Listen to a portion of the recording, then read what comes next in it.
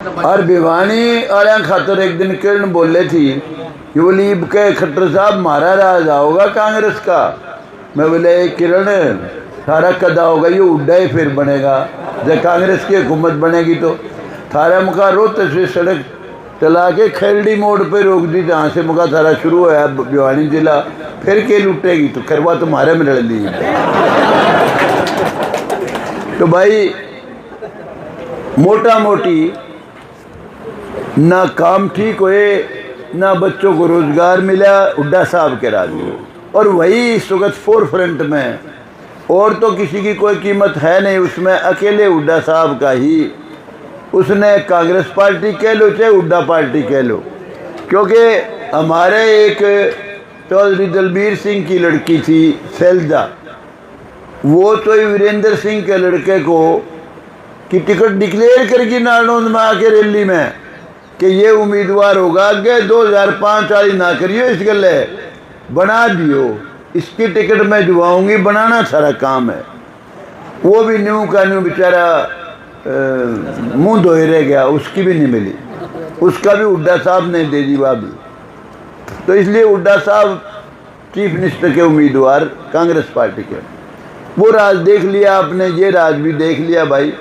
अगर आप महसूस करते हो कि ये 36 बरादरी के गरीबों की सरकार बनेगी, नायब सैनी मुख्यमंत्री बनेगा और वो चंद लोगों के भले की सरकार बनेगी और कुछ इलाके की बनेगी, तो भाई ये इस सरकार को, इसकी सरकार बनाइयो बीजेपी को, और बीजेपी की सरकार जब बनेगी नायब सिंह सैनी मुख्यमंत्री होगा, बहुत ही गरीब घर का बालक है और सब गरीब के दुख को समझता है।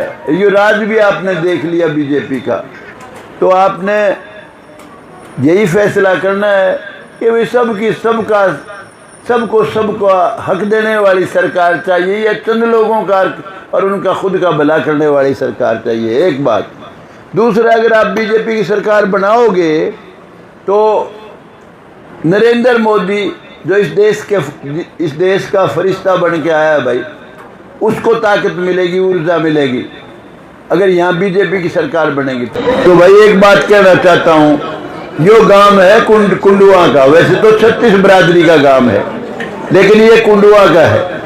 कुंडुआ का भाई मेरे मामे नाने तो रह नहीं रहे कुंडू, मैं हूँ कुंडुआ के गांव का भांजा, पाबड़े के गामा का भांजा हूँ मैं। तो कोई बुजुर्ग मिला करता तो मेरा कोई नाना कोई मामा था कुंडू, पाबड़े गामा खैरी मेरा नानका है, और मेरा आनका मिला करता तो भाई मेरे से बड़ा मिला करता थोड़ा ओ मामा मेरा, और ये बारी जो पनीरी है या ये तो कह तो मेरे भाई बचरे मामे भी घाट रहे हैं, कह मेरे बेटे कह पोते।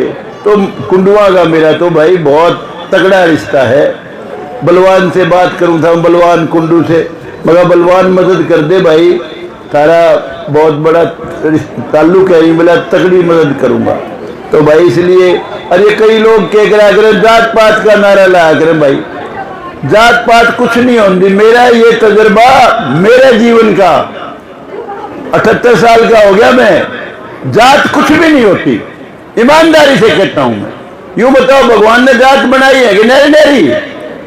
बताओ किसी जाट की नारी पहचान करी, ब्राह्मण की करी, तुम्हारी की अलग पहचान करी? कोई बता सकता है बाहर निकलते जो जिसको नहीं जानता किस बरादरी का है? अगर भगवान ने जात बनाई होती तो किसी का पुंजड़ लावे, किसी का खुर न्यारा करे, किसी का सींग न्यारा लावे, नहीं, पशुओं की बनाई थी जात अलग। हाथी के न्यारी पहचान, शेर की न्यारी। तो भाई जात अपनी सबकी एक है, हम सब एक पिता की संतान है, सबका खून एक है। जब मेडिकल करावा तो A-B- सारा सौदा एक ही होता है। तो जात पात के चक्कर में ना पड़ी हो। मेरा तो जात हाँ है दो, उसमें रोड़ा नहीं है, एक नहीं दो हैं। भाई किसी गरीब जाति में पैदा हो रहे हो, अगर ईमानदार है, अच्छा इंसान है, सबका भला चाहने वाला है, सबके काम आता है, और भाई अच्छे विचार हैं उसके, वो ऊंची जात का है। अगर बेईमान है, ठग है, सबके साथ ठगी करता है, चोरी तकारी करता है, अपने बाबू के भी स्वार्थ खातिर गदासा मारे जो, अपने भाई का भी सिर तार ले, वो नीच जात का है। जात तो दो ही है भाई, इसलिए जात पात के चक्कर में ना पड़ियो। और जहां तक मेरा सवाल है, मैं इंग्लैंड का रहने वाला नहीं हूं, मैं यही का हूं, नारनौद का, बहुत रिश्तेदारियां हैं सारी, पता कर लियो। मैंने अपने जीवन में किसी के साथ भेदभाव नहीं किया, सब बरादरियों के बच्चे लगाए हैं। जिसने मेरे से प्यार किया निभाया है। और मैं 77 से इलेक्शन लड़ने लगा था भाई, मेरे साथ सारे न्यू के न्यू हैं, कुछ लोग हैं जो मेरे से अलग हुए हैं। तो दोस्तों का दोस्त हूं, साथ दूंगा थारा पूरा। एमएलए बनाओगे तो हमेशा गर्व रहेगा अपने आप पे कि मैं अच्छे आदमी को एमएलए बनाया है। और आज तो मेरे ऐसी ऐसी मूर्ति भी आ रही है कहीं तो जो मेरे खिलाफ थी, इसका मतलब वक्त पलट रहा है भाई। तो इसलिए हौसला करके हाँ एक जरूर कहूंगा, 21 तारीख तक ऐसी हवा फैला दो, सारा हरियाणा में यूं पता लग जाएगा सभी तो सीट बीजेपी जीतेगी और राम कुमार गौतम चीफ मिनिस्टर बनेगा। तो यूं सोच लेना 21 तारीख के बाद और हल्कम बनाने खातर चला जाऊंगा। और वो तो बताया दिया नायब से नहीं बनेगा और के कासूरागढ़ बनेगा।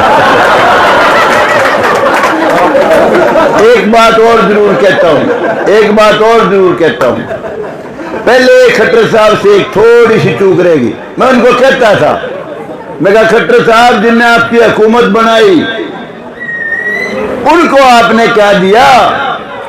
उनके बच्चे बेरोजगार हैं, उनके रिश्ते भी नहीं हुए, कुंवारे मरेंगे। विधानसभा में कहा था मैंने, और वो आपने सेध देंगे, आगे भी जब अगले पाले में घोड़े भी पकड़ देंगे आपने, कहेंगे कुंवारे मरे है, उतना छोटा नहीं गया। तो उसने अच्छा काम किया, 40 साल के बिना ब्याह की पेंशन बना दी 3000। तेरी भी हुई है, ये बोले कुंवारा याद है।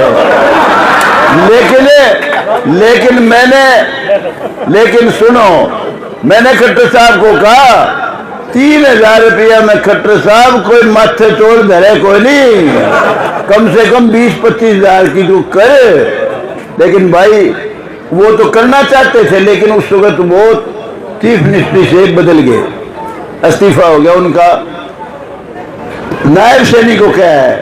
मगर भाई नायब सैनी, मैं कहा पहले खट्टर साहब से चूक होगी, उनकी सोच बड़ी ऊंची थी। वो तो कहते थे जो गरीब है सबसे, जो आखिरी पायदान पे खड़ा है उसका भला करूं। बेरोजगारों के घरों के 5 नंबर उन्होंने एक्स्ट्रा कर दिए थे, बहुत ऊंची सोच थी। लेकिन मैंने कहा उनको क्या दोगे जिनने आपकी सरकार बनाई, चीफ मिनिस्टर बनाया, आगे भी बनाना चाहते हैं।